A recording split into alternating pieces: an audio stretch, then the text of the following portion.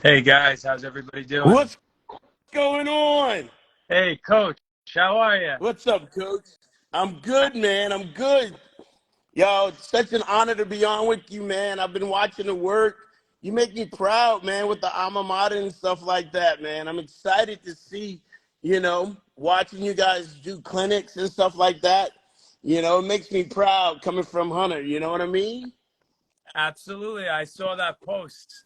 And one of the things we did with the wrestlers towards the end of the season is we bring them upstairs where all the All-American plaques are from the 80s, 90s, get Yeah. their head so they could see success has been done in the past. It can be done, and has been done before with people like yourself. Let me tell you, man, especially myself coming from the PSAL at the time, we didn't have a whole lot of All Americans from there. The guys that are up there on that wall was Dennis Marcoux, who I went to school with. I think Guy Ventura, and then Tommy Wilder, and then myself. We're all from the city, and it was something else to work to get there. I had went to the Nationals twice, was an All-American at my last year, wrestled at the New York AC, won the Empire State Games, took third at the New York AC, but wrestling changed my life coming from DeWitt Clinton High School. You know what I mean? It was, my relationship with Bob was unbelievable. He's the reason why I ended up at Hunter. I had a little small office like from Wagner and Manhattan College. Bruce Haverly had recruited me big time. But Hunter College, once I walked into that room, man, I can never leave it, and it was great. It's something that's on my heart to this day. Like, I love Hunter, and I love watching the videos, and I love that you're trying to educate people about cutting weight properly, about the You importance saw of youth that. wrestling. Oh my You God, like dude! that? How that stirred the pot a little bit. I had some people yelling at me that Yo, they didn't know. true story, Talk, true story. talk I to was me. in Talk to me. school. I was at Hunter, right? Um, I I won my 1 year. I didn't get a chance to wrestle off, and they made me cut weight, right? Hmm. Which was crazy. And I got sick. I cut 22 pounds in 2 days to make 150. And then I got sick, and I rest. I didn't get to go to the nationals, right? I had a great opportunity, and then my second time, I cut to 150 and I wrestled like trash. And I told Bob, I said, that's it. I ain't cutting weight no more.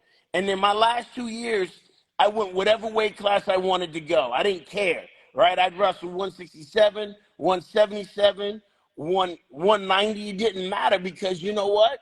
When I was having fun and I was at my strongest, it did not matter. Like I tell my guys, they got to put the singlet on the same way. And that's all it is. You work hard, you get strong, and you do what you have to do.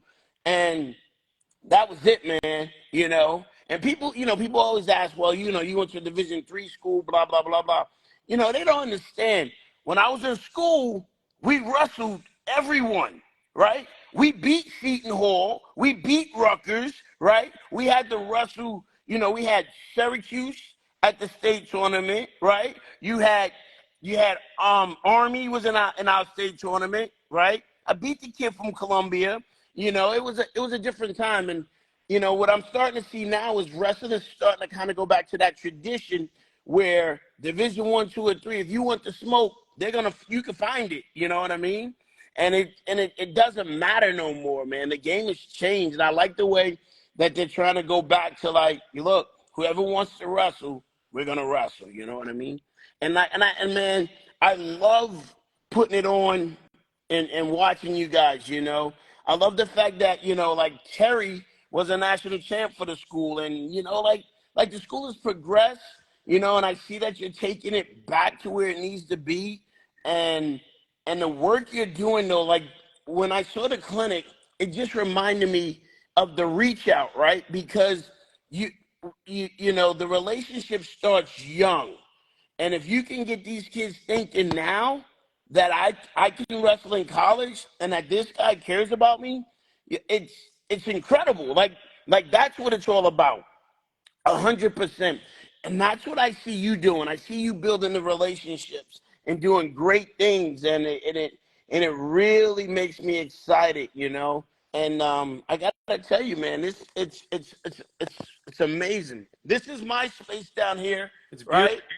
You guys I have have an awesome facility. 3,500 square feet, right? We have kids wrestling, you know, everywhere now, right? We got kids. I got kids that started out with me that are wrestling at Indiana, doing things. My man Gabe Arnold's gonna be at Iowa next year. He was with me when he was a little dude.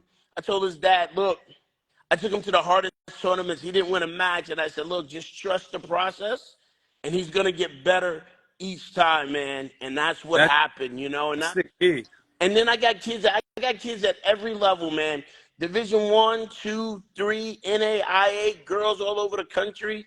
You know, I just want them to enjoy the sport and see what it has to offer, because the life lessons are unbelievable, right? And the connections that we have, like talking to you and seeing Hunter College, it's just like, man, that's my school, and I get excited, man, because, like I You said, got me you are starting to. fired up here. You, You got me fired up here. Hey, I love it. I'm because glad. what you're reaching out to the young people, right? You're telling parents, yo, back up. Let the kid enjoy the sport. Feed him. He's gonna get strong, right? Enjoy what you're doing. Get away from he don't have to do 10,000 tournaments. He doesn't have to cut all that weight. Basics wins. Have fun with them. Enjoy it, so that by the time they get ready to step on the mat, you know, it's all out. Like for me, I didn't start the 10th grade in high school, and I remember being in the room, being a little nervous, and they saying, "Well, that kid started, you know, when he was in the 5th grade. You know, he's from Long Island, or that kid started when he was little." And We were just talking about this at the clinic. At the end, we did a Q&A with the kids, and we were saying, don't let anybody tell you what you can and can't do, or don't compare yourself to other people where they started. So to hear this coming from you is so big, especially for the people who are on this. It, yo, it's it it's really means it's a lot truth, to man. the program. It's because you and I, we never had a conversation, but we speak the same language. I go on your website, simple philosophy. You want to win in the mat and and in life. That's Two it. pronged. That's Mat it. life. That's it. And wrestling's just a vehicle. It's a tool to get you there. That's So what are we gonna do? Push these kids to cut weight? They're not gonna enjoy the sport. They're not gonna learn. We're gonna have a 23-year-old kid be 120. right. I'm not going to reinforce anybody's child to do that. Hey, yo, it was crazy when I started wrestling. Right, there was Yeah. a 118. We had a Yeah. 118 weight class. You know, like when they, you know, I remember when the game changed. Right, it was those. I think it was 2 or 3 kids had been cutting weight and taking creatine, and they died literally, and they died. And that's when they're like, we got to do something for the sport to start saving these kids. Because look, I come from the era of the trash bag, right? I know what it is to put a trash bag on. That I video know what it is to be question. locked. You know what I'm saying? But you know what?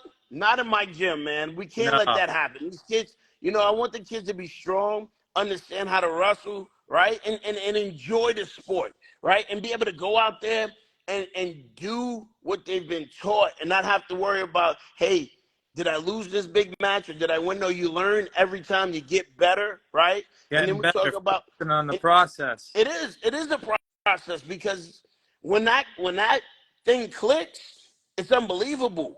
You know, it really is. And like, I was fortunate, like I said, at Hunter, you know, to have a great group of guys who took me to the New York AC, and just, you know, took me all around. And Bob was a great coach, and he exposed me. Right? Look at my man Gonzo training on there. You know, I pinned him. yo, that's the dude. Yo, that's a legend right there. Montclair State national champ, D1 All American. Dude, that is the man. We You know got what I'm we got action. you, People want to hear what's going on. They you, want to see what's happening.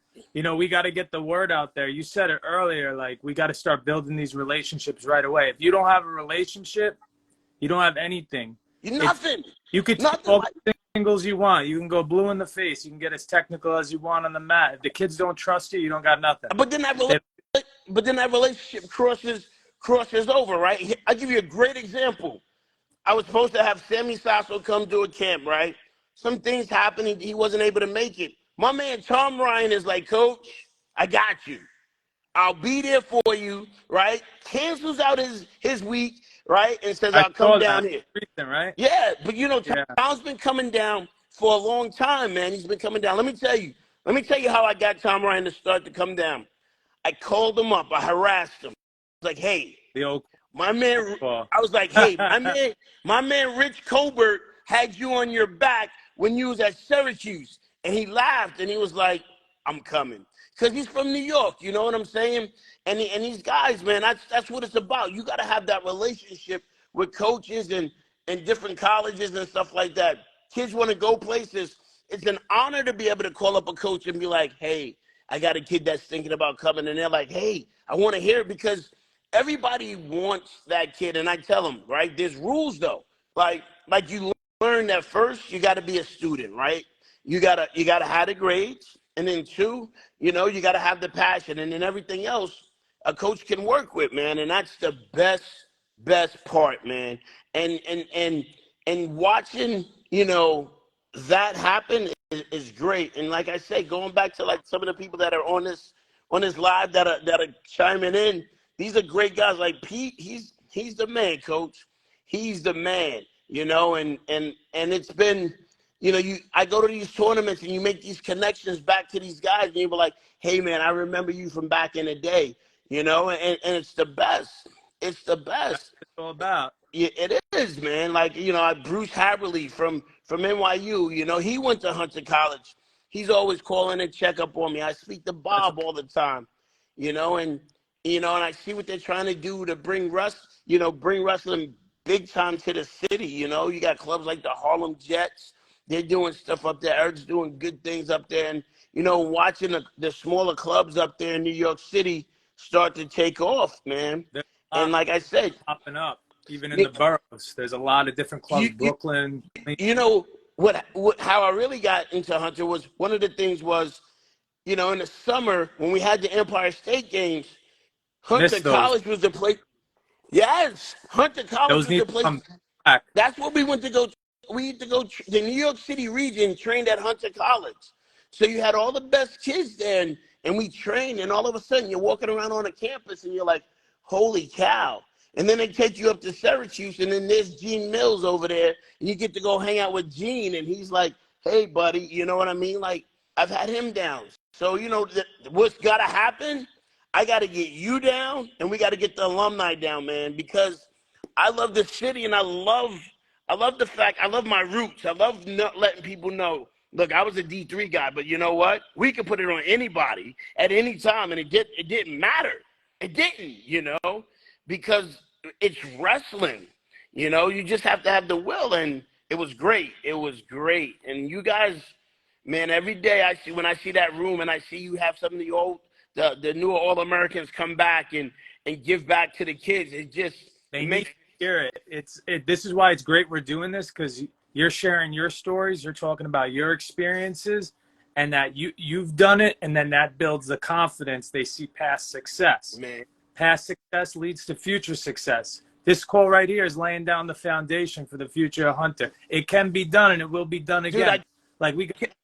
Look, I cannot wait. My goal, I promise you, Coach, my goal is to get some of these kids to be like, hey, it's time to go up north and go there. You know what I mean? It was the best experience. And like we were, like, when I was there, you had Trenton, Montclair, you had the other schools up north. I mean, Brockport, and you meet people, Cortland, and then all of a sudden I'm walking around, Charlie, yo, what's going on, fellas? You see these guys, they're successful. They're doing, like, who's the kid whose son, Rivera went to Trenton, and his son ends up winning and placing at the D1s and stuff like that. He's a D3 guy. It's great when I see our D3 guys changing lives. You know what I'm saying? And that's the best, because at the end of the day, it's wrestling. And that's what it's about. And when you get to impact children and change their lives, forget about it, man. It's a whole different thing. When these kids feel confident and, and they can walk around and know that, I could do things. I tell parents, right? I tell parents that society starts on the playground. And I says, when your kids leave my program, they're going to know how to survive the playground. If they can survive the playground, you can survive life. You know, Playground rules. You know, life is playground rules. it's true. You know, either, you know, I tell the parents, I said, you know, they get upset. They're like, oh, he's not that good. And man, I'm like, look, his time is coming. But I said, put him on the playground. And I says, guess what? That's where society marks the ground. I says, he won't start the fight, but he'll finish the fight. And he'll know that, hey, I'm a wrestler. You know, I got this. And then all of a sudden, they're navigating through school. They're navigating through life, everything. And then all of a sudden, you know, with confidence builds competence. Yes, You yes, build sir. self-confidence. You take a skill. You put one of these young kids building a skill. You start building confidence because they see what you're saying is working, and it just starts to click. It starts to click. But yeah, it's funny you bring up the playground. Life is full of playground rules. It is. If you don't show up for the fight, you lost that fight. You lost the no fight. punches thrown. You lost that. You didn't lost show up. Fight. You That's forfeited. exactly, But people that's don't exactly want to talk about that. But it's true. It's still even you see it in professional setting. You see it in different.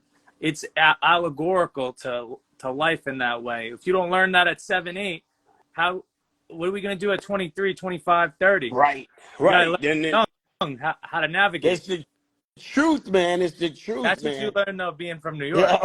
So let me ask you, when you moved down there to Georgia, how many years have you been down there now? So check this out. I've been down here almost 22, 23 years, man. You know? Gotcha. And so it was crazy. Wrestling, it has progressed in the last 20-something years. It's unbelievable. I've worked with wrestlers in Georgia. I've talked to them. We've had recruits, people we could talk about after this call, wrestlers, mindset training. I mean, it's booming. It is, man. And you know, it's great. And since I've been here, the results is you see these guys now, you know, going to Iowa, or like the two young people that just placed at the U20s, Matthew Singleton and Amani Jones, right? Dude, I watched them wrestle. I know them personally. Like, I watched them wrestle from the time they were like 6 years old, 7, 8 years old. You know, they wrestled for my man Cliff Fretwell at the compound, who's done tremendous things. A guy like Cliff has put Georgia on the map, because when you see compound, you know the brand. And that comes right out of Georgia. Or when we had Takedown Apparel, you know, they come right out of Georgia. And it's crazy because it is definitely transcended. It's definitely moved. And since I've been here, right, I can honestly say, you know, I've had over the years at least 30 kids either win the state championship or place at the high school state championship. You know what I'm saying? Like, I'm on my second generation of wrestlers. Just about all my guys who started with me now are either all going to college or they've graduated college, you know? And now I got little kids on my team who don't even know who kids like Ben Williams are, who started with me when he was a little dude, man. It's crazy. It's crazy. And the more I coach, the more I fall in love with it, because, you know, you learn things more and more. You learn, hey, we don't have to do 100 tournaments every year, right? We can get better and just get the technique down, because when you get to high school, I want you to be ready. I've had kids who started with me never win a match, and I have to tell their parents, I said, when he gets to high school, he's gonna have his time, and when he gets there, it's gonna be different, right? And then they get to high school, and it's all of a sudden like, I'm here, you know, and they're doing it, man. And that's a message. You don't have to do 100 tournaments. Dude, it's, you know, the parents really need to hear this, and some coaches too. You can't. I think some people, they think that the elementary kids, the youth level, is the same as college or high school. It's a whole different ball game. Man, the last time I saw a youth kid get recruited was never worried. You know what I'm saying? Yeah. Nobody recruits a 7-year-old. You know, could win all the youth state tournaments. Even in middle school, like, we still do the modified up here in New York. Right. And I used to coach at the modified level, and I would tell the kids, no one's going to ask your modified record when you're a New York State champ. No one. Hit him with that, because you're 100%, man. You know, and, you know, it's funny, right? I always tell parents also, I says, look, Peyton Manning didn't start playing football to the 8th grade. 8th grade, he touched the ball. You know, down here in the South, football is so big, they start hitting that in 2nd grade, 1st grade. You know what I mean?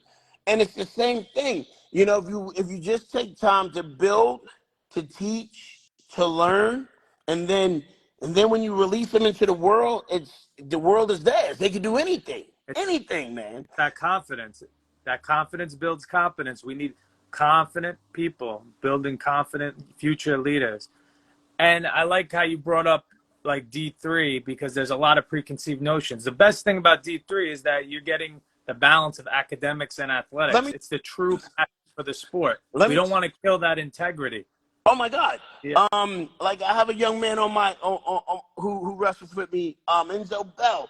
You know, is he going to Williams? Is it Williams? I believe he's going to Massachusetts. We talk. They're in our region, so we work. You know what he's getting? He's getting a D1 education at a Division III school. Do you know what I'm saying? I call those schools like mini Ivies. That's what I refer to them as, Coach. And that's exactly. He's gonna get the education, and he's gonna wrestle. You know, and now I told kids also, right? I said the game has changed a little bit. I said if you're smart, you go to college. Let's say you go to the D3 school, right? And you graduate early, do something great. I says, if you want to live out that D1 dream, they'll take care of you then, right? Because now you see kids winning the D3s and being like, I graduated. And now they're like, hey, we can offer you here. You know what I'm saying? Like the dream doesn't have to stop if that's your dream, but the education is what's important. You know, like people don't realize how Hunter's a great school, NYU's a great school, Williams is a great school, right? There's they're reputable academic institutions. What's that other one? People know what they are. Oh, Roanoke is becoming, you know, have you ever, look, Roanoke College is a Division III school with a D1 facility. You know what I'm saying? The facility is amazing. And that's what it is, man. If you want to wrestle, there's someplace for you to wrestle, period. You got to get in where you fit in.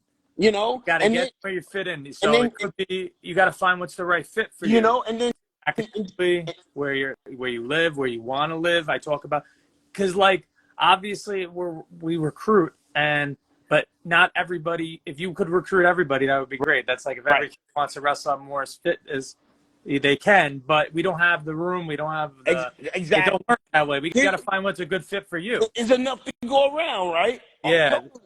Totally. Like, you know, like Georgia, as far as college wrestling, they have Life University, man. Yo, Life University is one of the juggernauts of the NIAs, right? They're always up there. They're always with GCSU is the other one. Those are the two that really battle. Yeah.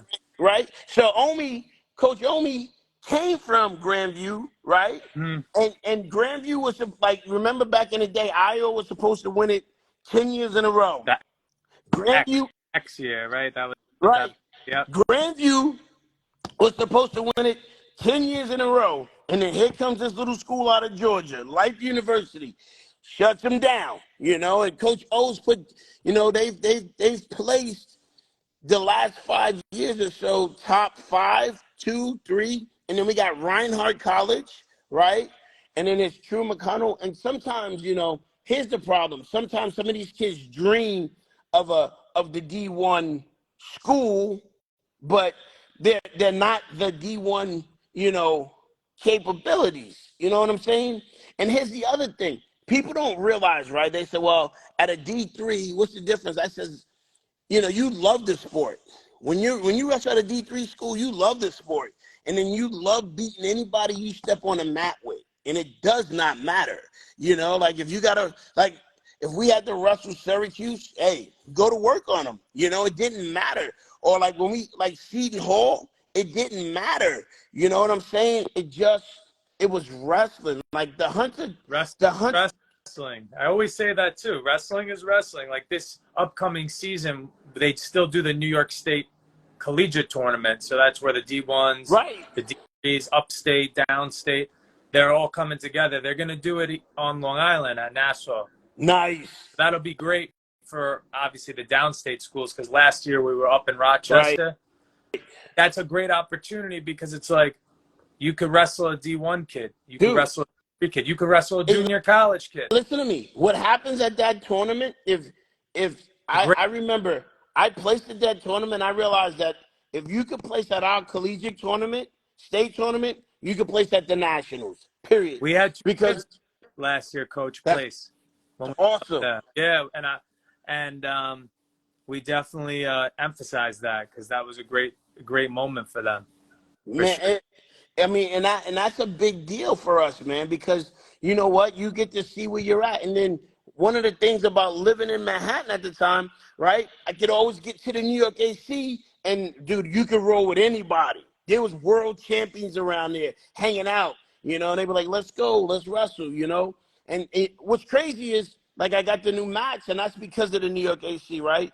That's all. Jason, right? Sonny and Jason, I know them all my life. And it was like, all right, well, we'll take care of you, and that's the whole thing, man. You meet these guys, and your brothers for life. Like I said, watching what you do there, I get excited every time I see the school. I'm like, that's my school. That's where I went, and it's exciting, you know. And That sparked this whole thing. I saw you put up the All-American, and I was like, yeah, we got to get this going. I was so happy when you said let's jump on, because it's just so important for us to connect with yourself, former alumni, people who had past success. And obviously there's a lot of future wrestlers and current that follow me on here. So for them to hear that from you is different than them hearing it from me. Sometimes it takes a different voice to, and you know that as a coach, to of hear course. And like I said, man, I commend it. you because your platform, is legit. You're talking about nutrition, you're talking about working out, you're talking to the youth, you're talking about simple basic stuff, right? It's just not that, hey, I'm the wrestling coach, but you're doing more for the community by having that message. And it's like, that's the message. Like, that's a college coach that cares, right? Because what happens is some of these programs, you're a number, and you don't want to just be a number. And when you're a number, that means they own you, right? That means they tell you when to sleep, when to eat, how to be, how much weight you got. I hear horror stories, you know, kids going into college, and the coaches already said, you weigh 150, but you're going to be my 42 pounds. And I'm like, this kid ain't going to never see 40. He's going to hate the sport, you know? Right. A dude like Dale Sanderson never cut weight, you know? Cal Dake, he never cut. They went up in weight. It didn't matter, you know? Do the sport. Enjoy. Wrestle. You know? Leave it on the mat. It's that big. It's that big. We get to do this. We don't have to do this. That's it. We get to do this. We don't, like, this isn't a job. You got to keep things in perspective, right? This isn't, you know, I have to tell them the stories, anecdotals. Like, this isn't my grandparent. Like, you know what I'm saying? Like, we're not, this isn't what they had to do. You know what I mean? Yes. Like, this is a whole, let's enjoy this. Let's have fun. Let's embrace it. Dude, once you're having fun, it's a whole different game, man. Because then you're like, look, my guys on a team when I was at Hunter, I was the happiest dude. Once I decided there was no more weight cutting, I'd be eating ice cream, going in, weighing in at 167, not caring. You know what I mean? Who cares? You got to wrestle. And I was just talking about that. It's like when you cut weight, because I've cut weight. Everything I talk about is from my own experience. What I try to do as a coach is allow these athletes to not have to deal with the same things I had to deal with, not have to go through the same pitfalls I've had to go through, and for them to be better. It's like being a parent in that way. You want them to be better than you. Yes. That's the reality. You want them to excel. And we have a great staff. You know, the other assistant coaches, they've done a tremendous job. They also have D3, D1 wrestling experience, so they can relate in that way too. They know what it's been through it. We also had another assistant who had wrestled a few years back. See, we trying to get guys in the program who've also wrestled for Hunter, so they have that modeling. Like they've been. Of course, because, you know, it's always good to know where you come from, who you are, and stuff like that. And like I said, about that a lot too. We talk about a lot too. You gotta know. You gotta that self knowledge. I'm just putting this in the charger. That self identity. And again, it's just building the whole person. You know, we don't look at the kid as a number. We don't look at them as, oh, you're just a 149 pounder. Like, Dude, no, we're trying to like you as a human, be a better man. you know, there are programs who will recruit 10 60-pounders because they want to see, you know what I'm saying? Because one, they don't want nobody else to have them, and two, you know, it's like, what are we saying to the kid? Like, you What tell them message about, sending? you know, it's crazy.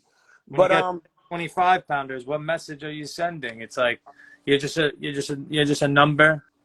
You're right, not a person, you and know? that's the problem, man. But I got to tell you, man, it's been great. You know, the other thing that I've been blessed to be a part of is women's wrestling. Right? We this year, you know, we like I I my team is Charlie's MF Angels. Right? They won the Scholastics. Right? We had two teams in the finals. Right? They won that, and then we had another team take fourth down in Disney at the Disney Duels. Right? And then we just was out at the Junior Olympics. We had two teams. One team blew away everybody for the AU Junior Olympics, right? I love the fact that, you know, girls wrestling is starting to grow and do that too, because that will save a lot of programs in college. Remember Title IX, when we was losing programs? You, Hey, you mentioned a few, Seton Hall, right, Syracuse, you know, right, a lot of right. CUNYs. We're the only, I went to a CUNY meeting the other night at Baruch. We're the only program that has Dude, wrestling. So I'm the only wrestling and, coach out of 300 coaches. They yeah, you know what I'm saying? There's a oh, problem here. There's back a in the question. day, right? CUNY, there was CCNY had a wrestling program. My buddy Clyde wrestled for them, my fraternity brother. Who else had one? Baruch, I think, might have had one at one time back in the day. Like, they tried. Like, these programs existed, and then all of a sudden they're gone. Like Manhattan College had a good program. Wagner College had a program, right? I Yeah, just saw had that. one for a while, Wagner too. D1. Oh, Right? yep. And then LIU just brought back wrestling, Yeah, but they're doing a thing up there. But you they know, jumped from D2 to D1. Yeah, there's some growing, and then all those that are dropping. So I'm like really the only figurehead. We've been able to work with NYU, like Coach Haberly, Coach oh my Luce. God, Without them, the camp wouldn't have right? happened. The reason we But had, and what but they're doing was awesome for the kids in Beat the Streets. They all had access to this camp. They all, right. I mean, for them to use the facility, it was an awesome opportunity. Well, like I said, but working with Bruce is like working with Hunter College, because you know what? He He's one gets of it. our guys. Yeah, he And gets. he's been around. Look, Bruce has been coaching now. Dude, it got to be almost 40 years. You know what I'm saying? And he's great. And like people don't understand just the rich state of wrestling. Period. That like that Brockport program. You had Brockport, that Albany wrestling. Man, Albany wrestling produced Olympic wrestlers. My man Sean Sheldon went there, and Ramaswamy went there. It was crazy to see. Like I said, the Empire State Games. Man, you didn't know if it was Olympic year.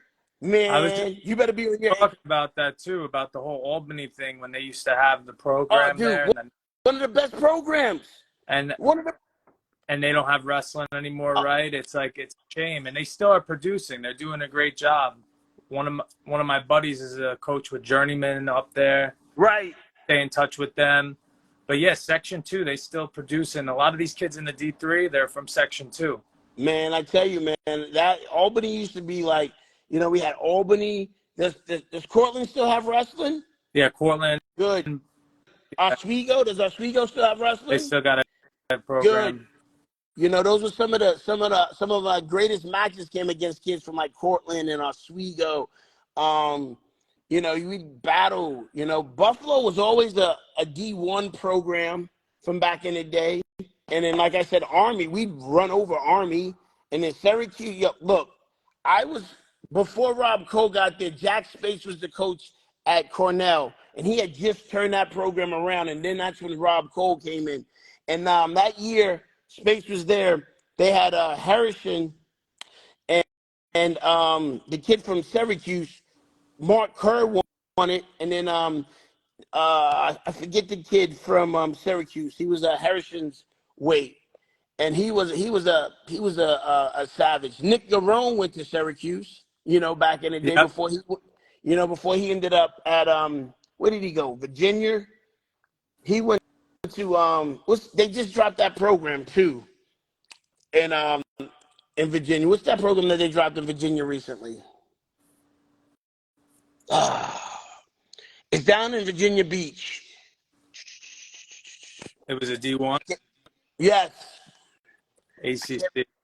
Yeah, they're shrinking. D1 is shrinking. And Yeah, it's crazy. you're But right. then You said it. but then but then it's growing, right? Because now Arkansas has a team, right? Little Rock Little has a team. Rock.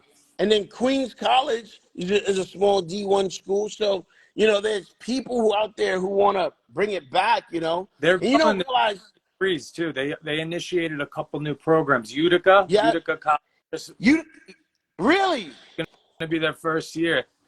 I'll try to build a it was relationship with them oh, too. Old Dominion. Old Dominion was the school. Oh, the whole Old Dominion thing. Yes. Yeah, that's it. And then there was talks about Ryder, right? Yeah, dude, we smash Ryder. We used to smash Ryder too.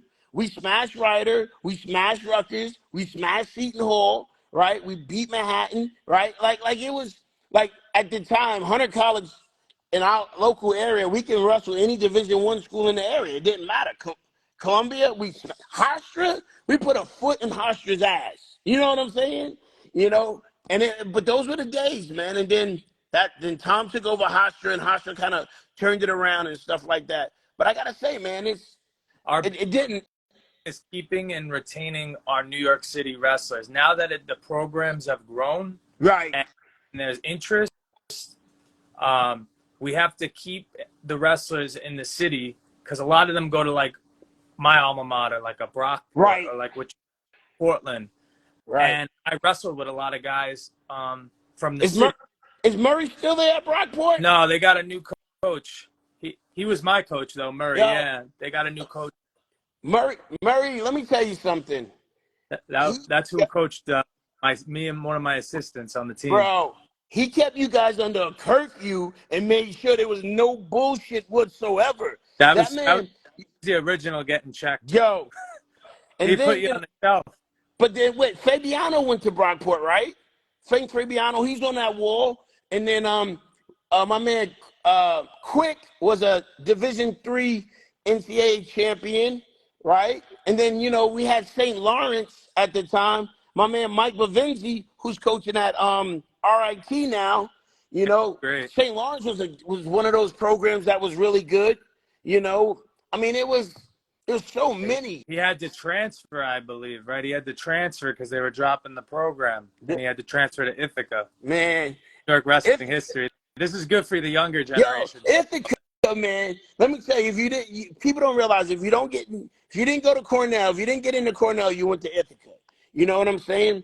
Ithaca, I've sent Marty some guys up there. He's been there a long time. Ithaca, the Bombers, man, they've always been a solid team, man. They've always had some great kids, at the state tournament or had to battle them to become an All-American and stuff like that, Ithaca's a great school. I mean, people don't realize. Great facilities, great area. It's like going to another Division I program. You know what I'm saying? They have it. And the education is by far the best. So, it's just there's a lot of good options. It's like what we're saying. It's not D1 or bust. There's a lot of good options. D1, D2, D3. You got the JUCOs here.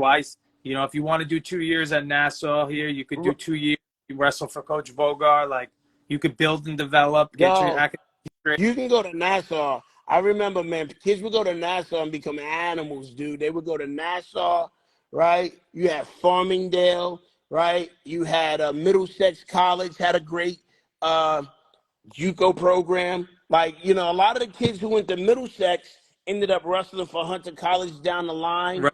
It was just. I'm trying to build those relationships too with those junior college coaches because the kids got to go somewhere, right? And if they're from the tri-state, you know how it is up here. If you live in the tri-state, you work in New York City. Yes, sir. You're going to probably look for a profession. And remember, it goes back to what we talked about earlier. What do we want to do? We want to help them not just win on the mat, but win in life. Where are you going to be? You're That's most it. likely going to be working in the city or near Right. it. So this is where your network is going to be. If Right. you're from Jersey, if you're from Long Island, you're from Westchester, Rockland, Bergen, that's the reality. You're going to be tapped. You need to be here. That was one of the big, that's just something I bring up to parents. Like, not saying you got to come with us, but these are things to think about. I said it in one of my videos. I'm like, your network is your net worth. Your It network. is. And like, for me, you know, it's different because I'm a college coach, but a lot of my network was in upstate New York, even though I'm actually from down. Right. So then you got to work back. You get what I'm saying? It creates a challenge. Like, you have to pick a school where you like the city, Right. you like the state, And you that's, see yourself and there we, term. You you're get, 100, yeah, you're 100% right, because you're going to lay down the foundations. You're going to do your internships. It's a good chance you're going to live in that city. And so why not use that network? You know, I mean, that's the bottom line, you know? that's what I was trying to say in that video. You got to think ahead a little bit. Like, you know, like that old, you got to think with the end in mind. My You got to man, look, my man Mo is on there. What up, who? yeah. Who's on there? Alum, big alum. Yo, We yo, got a lot that dude is of doing great things for the sport. You know what I'm saying? Like, I love the absolutely. work he does. He's an ambassador for the sport. You know, like that's the best part. You become an ambassador for the sport, right? You get to go through your trials and tribulations and say, hey, like I tell kids, if I didn't wrestle, I would not be here today, right? I grew up in the 80s and the late 90s, right, where crack and AIDS was killing everybody. And wrestling, if I didn't walk into that room at DeWitt Clinton High School, I would probably be dead, bro. That's the God's honest truth. And wrestling has changed my life all the way, and it still does, you know?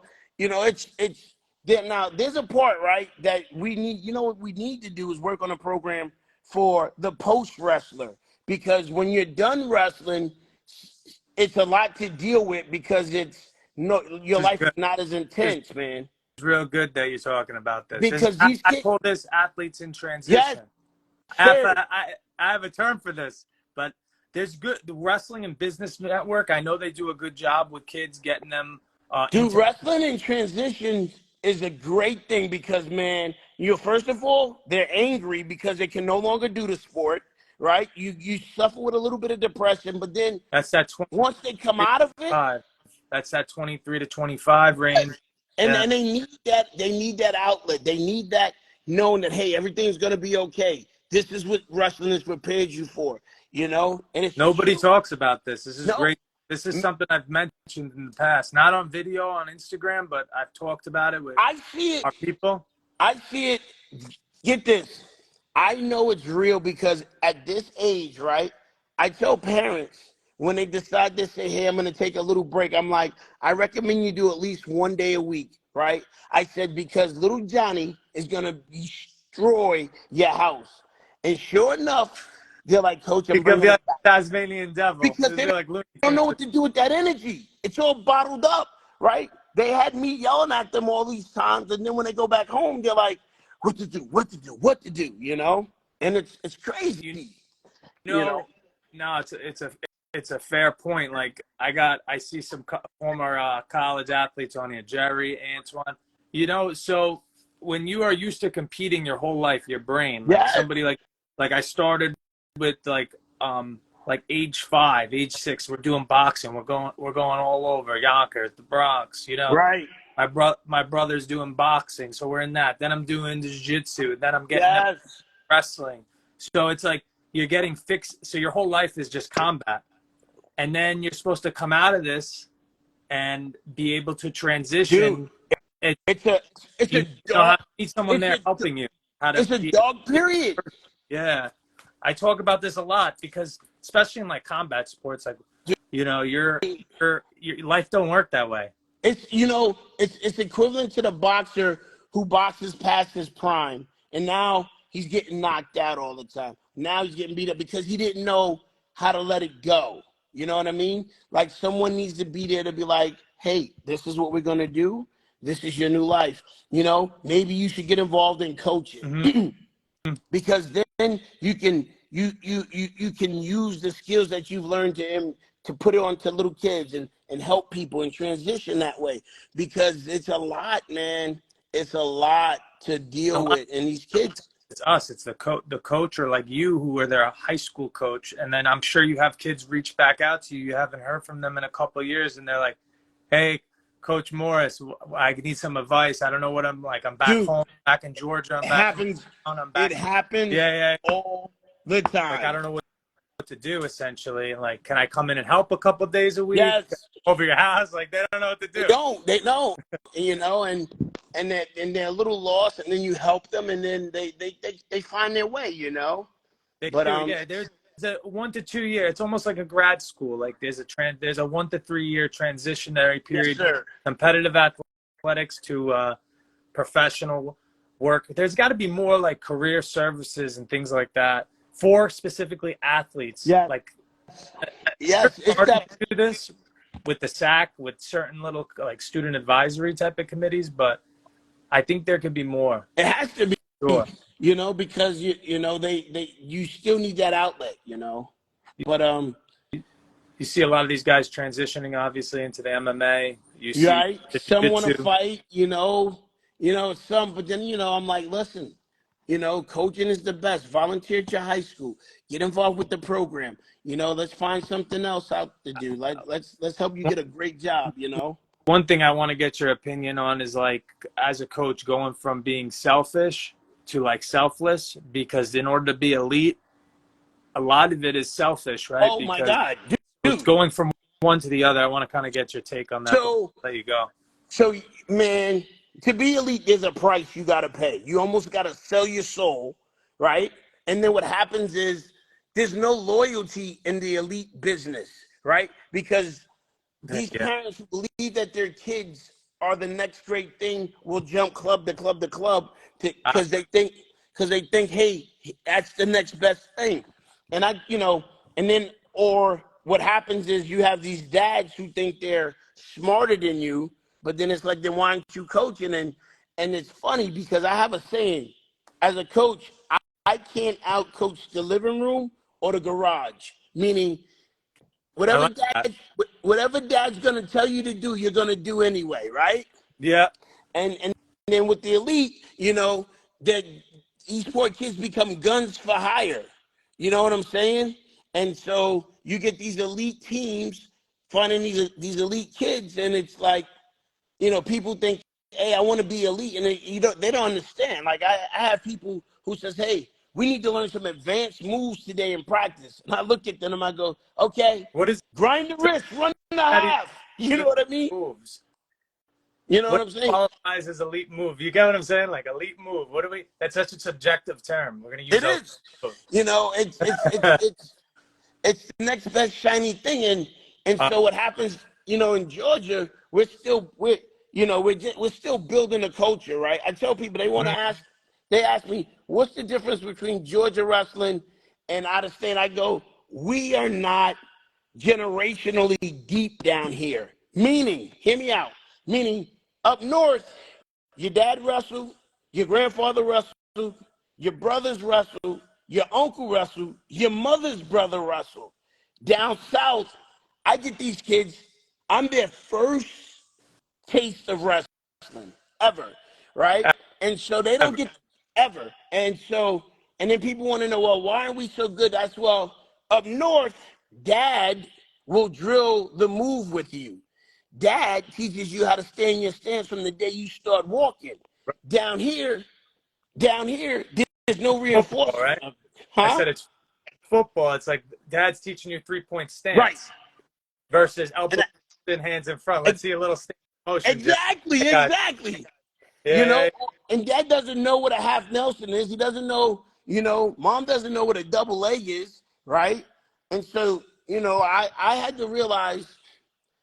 I went to a 5-move practice many years ago because and what I did was I said, okay, we're gonna run the snap down cradle, and people think, oh, that's all they do. I says, no, they don't realize that the snap down cradle is a front headlock that's gonna chase the leg. It's gonna tire your neck out. When you snap him down, then he's gonna stand up and your kick and shoot the double. If you're chasing a leg, you get the leg, you get the cradle. If you miss the cradle, you have the leg. If I put you on the back, I get 2 for the takedown, then I'm getting back points. If I pin you, that's gravy. That's gravy. you know. That's But I bonus. teach as bonus. But I teach, position first, and then we can fix it as we go along. Forget the foundation, get the basics. Basics wins. And once they get the basics, then that's all we need. And then what happens is when they get to high school, then they're superstars. You know what I mean? Because Absolutely. they have foundation. When you give a wrestler foundation, the rest is gravy, and Like that's what it is. that's like a smoother transition from high school to college when they have a lot of kids come into college and they're just very specialized, say, in one area on the mat, or they're a very good athlete and they don't have like that foundation you're talking about. I'm looking through the comments, the Art of Three, yeah. So I really like that head in the whole series. Yo, You could go one way with it or you can go the other way you with go it. the other way. But it teaches the kids not to be scared to put their hands on somebody, right? And That's that's the the other bottom thing line. too. Making You know, contact, being able to have we talked about earlier, building the confidence, being able to make contact and be physical. That's facts, something a man. lot of kids got to overcome. That touch, the kinesthetic factor in But wrestling. then there's that other issue, right? That's the other issue. We live in the softest time of our lives. These kids ain't never seen a fight, right? And I'm in a little bubble, and so you got to teach a kid that it's okay. Let's go for it. You know what I mean? Like if you get, like Mike Tyson says, everybody has a plan to get punched in the mouth, right? Well, these kids are soft, right? And you have to reinforce. Look, you got to get tougher. You got to get tougher. You got to be willing to go for it. You got to have grit, They right? must And then they have no idea what you're trying to you know say. what The parent. I'm saying? Soft. And when it's soft, you got to work with that. And let me tell you where I'm at. I'm in an affluent area. These kids drive better cars than me. And then, Forget about it. You're yeah, up in like northern Atlanta, right? I look, me. I did a little map. I'm looking at so you're in the North Atlanta suburbs, correct? yes, sir. Yes, sir. So And it's like, so you got to get these kids. You all got to be right. like, we got to get tougher. And that's, like I would travel to some of the tougher duels, and people say you're gonna lose. I go, no, I'm gonna bring my kids back, and we're gonna get better. And now they know what it is to get punched in the face. They know what it is when somebody shoots a double leg on them and doesn't care. They know what it is when somebody runs an arm bar on them and tries to run up their back. Yeah, well, you know what it is too. It's good that they're experiencing that. A lot of teams have different cultures, right? I have one name. I've heard this from another coach. You got the cohesive culture, meaning like it's like a fraternity, everybody's friends. You got a competitive culture where maybe it's competitive, but then there's also not that relationship piece. So different teams, it could be basketball, it could be football, they're different cultures.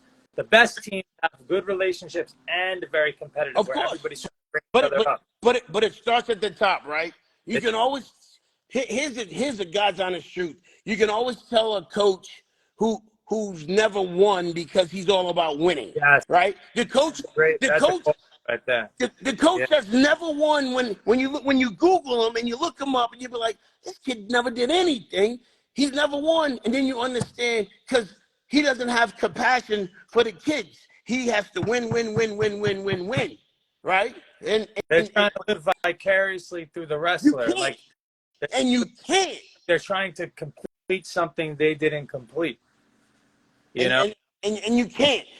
Each kid is different. You build their confidence, you get them strong, you get them ready, and you got to be willing to stand in the gap for them, right? I've seen times when a kid will lose and a coach won't say nothing to him, or a parent yells at them. I'm like, when my parents get out of line with my kids, I say, I tell you what. One day the dads was acting crazy. I blew the whistle and I was like, fellas, take your shoes off. Get on the mat. I'm going to show you what these That's boys awesome. do. You let them experience in themselves. Yeah, because you're saying a lot of the parents, they didn't wrestle down there. They don't know. The emotions and the I, stress, listen, like what I it's was like like, for someone could come at you. let me tell you, once I made them do bear crawls backwards, I had to go get the aspirins just in case somebody was going to die. Because I was like, now you're going to sprawl. Now you're going to do this. And then then you have respect for the kid because it's a hard sport. You're yelling at the kid. He's giving me 100%. You're yelling at him because you think he's better than little Johnny. Everybody matures and gets better at their own pace. And when their time comes, that's it. just You like you know? with the kids, you have to almost, and I remember doing this at the high school level, you have to have parent meetings, like how to behave, like standards, code Dude, of conduct. we don't yell. I tell parents, we don't act crazy. We don't yell. Keep it None simple. of that. I tell them, I'm the only one that can get crazy. I'm the one, right? Because at the end of the day, they get to go home with you, and you got to be their heroes all the time, right? If you berate a kid after practice, you're crushing his dreams, right? Because now he's feeling like a failure, right? And when my dads try to coach, I say, listen, you better find another voice, because you yelling at your kid is like telling your kid to take the garbage out and why he didn't make the bed and how come he's doing something. First of all, he's getting all A's in schools. He's staying out of trouble, and you're worrying about this sport? Get a life, man. He's going to be successful. Allow him to become, right? Because it's a hard sport already. And these parents, Too. you know, I think there's a lot of like trying to figure it out for them versus letting them figure it out dude, all the themselves. time. I tell parents in my practice, don't yell out. It's Do not yell out. confusing. That's another thing I was talking about is like there's a lot of different voices, you know? So they only should be able to hear you. That's But it. That's I it. have Because even other wrestlers on the team say they're on the bench, like, yes, they could applaud or yes, they could be supportive, but you shouldn't be yelling instruction. All it does is confuse the wrestler out. in a youth practice, when a kid is saying half and we're doing a different move, Classic. I'm like, and a mother's saying slam them. I'm like, No, no. time Yeah. We're not out. slamming it. What are we talking about? You know, it really does come down to, like, at the same time, you got to build a foundation with the parents and the kids, and get them to understand we're gonna win. We're gonna do well. What it is. Like one thing I just wanted to piggyback on. You were these kids jumping around to different clubs. Dude, Like I did on this actually. I don't know. Talking about there's too many chefs in the kitchen. man, Like look, there's way too many. Not that any of this is bad. Like I actually no, agree with the. look. Here's the deal. Here's what I tell parents, right? I says, because the kid, it's never the kid that jumps club. It's always the parent, right? Because someone has told the parent, hey, why don't you come over here? This is a better place. He's only doing this, that, and the other. Well, what happens is now you set the kid up to operate in a divorced parent situation. I built foundation, and now when a kid comes back, he doesn't know. You like I tell him, if your kid is learning the low single, don't expect me to coach the low single, because that's not part of my repertoire. So I can't fix it. I can only fix the things I'm responsible for. And the things I'm responsible for, I'm going to make your kid great at. And if your kid is great at it, then we're going to win with it. But if you want me to do that low single John Smith joint, I said, that's not my thing. You need to go find the person and stay with them and continue so that person can handle it. Because what happens That's from a is different curriculum. exactly. That's from a different from And kids system. can't handle. We don't do that system Yeah. at MF. I get what you're saying. Like, yeah, how are you supposed to coach to that? That's not your school's foundation. It's not. And so I encourage, if you're gonna go there. It'll be better for them, because it confuses the kid. Because the last thing you want me to do is stand in the corner and yell snap down cradle, and your kid's hitting low singles, and he's hitting low singles, and then you tell me you see his low singles garbage. I'm like, I didn't teach him that. I guess so, Coach. You mentioned that earlier. We were talking about that that series, chasing the leg, getting to the near side cradle. What is a little bit of your curriculum?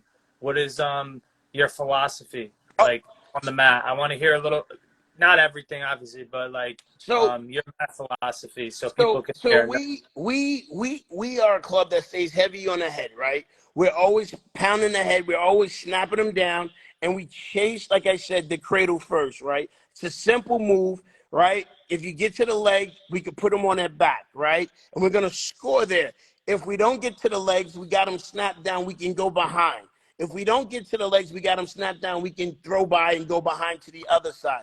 If we snap them down and they know that the cradle is coming, then they stand up. We can shoot our double, right? If they snap down one side and they stand back up, then we go right into the high crotch, right? And then once they get that, then we go from there. Once they master that, then we go to the underhook series, right? Because I love believe an that. underhook, the underhook can stop anything, right? It can stop a shot, and it also gives you great offense, right? We can go underhook straight to double, straight to single, straight to snatch single, outside single, snap down, straight back to the cradle, right? And then if I take you down all the way and your head's on the ground, I'm gonna hit you with the bulldog. Some people call it a cow catcher, whatever. We're gonna run you straight over your back. But it has to be, a system. We teach a system to these kids so that they know the play, right? Because Yeah, my they know buddy the play. Jack, That's it. hey, Don't listen, let that go over your head. here's the You deal. gotta know the play. That's key. No football player runs out on the field not knowing the football plays, right? So why throw spaghetti up against the wall and help and hope something sticks? Yeah. Right? Why throw spaghetti up against the wall? You Even teach in the them a college play. room, coach, I'm talking to them on day one. What is your number one takedown? You got to have a number one takedown. What's your number two? Because now you're trying to, it's about in your college, it's more about your identity, Right, right? So right, obviously Charlie Morris is going to wrestle different than Nick Coco. My number right. one is going to be different than Charlie's. So I can't expect Charlie to wrestle like Nick and vice. So everybody, that's the individualization factor. But we also, because you're going to have kids coming in at a different level, we have to have a series. Right. We have to have. We drill our series and then we break down what works best for your body type and everything else. I Right. like you guys do everything off of a tie, because especially at the age level and the obviously you got to know your audience, Georgia, newer generations of wrestling. It's much harder to wrestle from space, especially if you're not dealing with the right athlete. So let's teach them to wrestle from the tie first, and then we'll develop the outside offense. So even then, right, I go one step further, right? Everyone that comes into the program, I go, listen to me. You're a right leg lead for now on. I don't care. Because you go outside, high crotch and double. And I says, if you look at the college wrestlers, they all have one lead leg, right? Now, there's some who mix it up. But what happens is I've learned that when a kid thinks he can go both ways, he stutters for a split second, and now we have a problem. But it's easier to teach to the masses, teaching with the right leg, because at least I know when a kid is on the mat and he's wrestling, if I tell him to move, he knows what I'm looking for, and I know what he's looking for, right? So it's easier to coach the kid, and then you can't mess up. But when, they go to another club, they come back, and all of a sudden they're in a left-handed stance, and they don't realize that, shoot your single, right? They shoot their single to the other side, cross body, because now somebody else said get in that stance. Unless you're naturally a lefty, and that's actually who you are, it's very hard. Imagine the amount of space you're gonna have to cover is insane.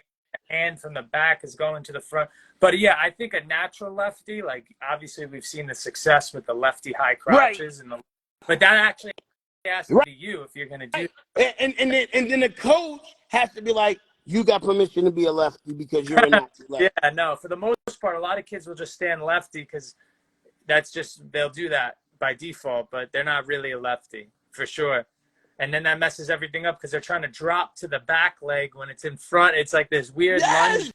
I don't drive it over it, but yeah, it's a very awkward movement pattern for sure. And you're like, we're not doing that. You can't cover ground that way. And so, that's part of it, part of it there. And so, like I said, man, you got to take your time with these kids, right? You got to build their confidence, right? I give my kids after every practice, we say the MF affirmation, right? They have to repeat, they all have to they say, I'm an MF savage. When I step on the mat, it's just me and my opponent. I control the outcome. I will outwork them. I'll take them down again and again. I am prepared. I am focused. My coaches give me the tools to succeed. My opponents to prey. I'm the predator. I am a MF savage. Every practice. They know all this. that from the 5-year-old to the high schooler, you can't leave my practice without saying it, because they have to believe. And when you put those words in their mind and in their heart, they believe. And that's the number one thing. You got to get them to believe. And once you get a kid to believe, he's unstoppable, son. I promise you, you know? I think what you're talking about is so important. You look at mega corporations, mega businesses, they all have what? They all have a mantra. Yeah. They all have a they all have it. Have values. They all have a philosophy. Yeah, and it's their mission. It's their mission statement. Yeah. You know? And a lot of this stuff is so overlooked. This is like culture building, but this is where your success really comes in. It's, yes, like, again, I always say this in my posts. It's not all singles and doubles. It's not all, I'm just being facetious. You have to, like you're saying, get them to believe. And your program has to have a mission statement, values, affirmations, and then self-talk. But yeah, I think it's easy. It's easier to get them to start. If they start at 5, now you got an MF Savage. Yes. They don't know any other way. They know no other way. That's no other way. And we were talking about it earlier, and this is something I'm sure we can go on it about.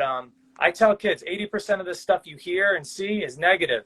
It's not doing anything for your confidence. You have to retrain your brain. And this goes over a lot of people's heads. They never heard this type of talk before. But to have a winner's mindset, to have a championship mindset, it starts from the top. Yes. But once a kid tastes victory, his eyes open up.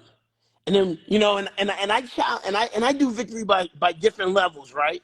I'm like, did you get a takedown? I got a takedown, coach. If you get 1 takedown, you can get 2. If you get 2, you can get 3. If you can get 3, we are going to win. All of a sudden, he's like, we're winning. And then winning becomes the habit other than losing. And that's the bottom line. Once you make winning the habit, winning becomes the habit. That's it. And you reinforce it. And then when they lose, you say, let's learn from it. What did you learn? I made this mistake. Let's fix it right now. And they learn it, man. But hey, coach. Have a system because you guys can identify the problem right away in terms of technique. So if they did something whack out there, you're like, what was that? And you ask them. Ask them, right? I don't berate them because 9 times out of 10, they know, right? And when I say, tell me something positive you did today. I did this and this. Tell me what you did bad.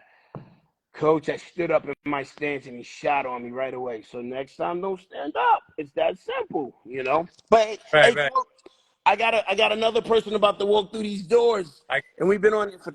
We've been on topping it up for over an hour. Coach Morris, anything else you'd like to say to our Hunter viewers? New York City.